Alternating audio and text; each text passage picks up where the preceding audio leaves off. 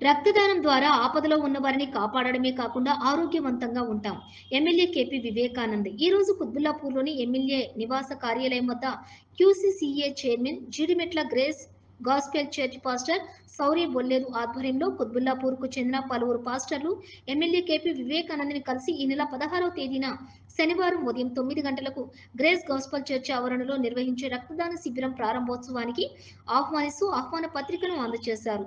ఈ సందర్భంగా MLA KP Vivekanand మాట్లాడుతూ రక్తదానం మరొకరికి ప్రాణదానమని, రక్తదానం చేయడం ద్వారా ఆపదలో ఉన్న వారిని కాపాడడమే కాకుండా రక్తదానం చేసిన వ్యక్తి ఆరోగ్యవంతంగా ఉంటామన్నారు. ఈ రక్తదాన శిబిరంలోని యువత పెద్ద సంఖ్యలో పాల్గొని తలసేమియా వ్యాధిగ్రస్తుల కోసం నిర్వహిస్తున్న రక్తదాన శిబిరాన్ని విజయవంతం చేయాలని పిలుపునిచ్చారు. ఈ కార్యక్రమంలో పాస్టర్ జాషువా, పాస్టర్ స్మిత్ బాబు, పాస్టర్ ధర్మరాజు తదితరులు పాల్గొన్నారు.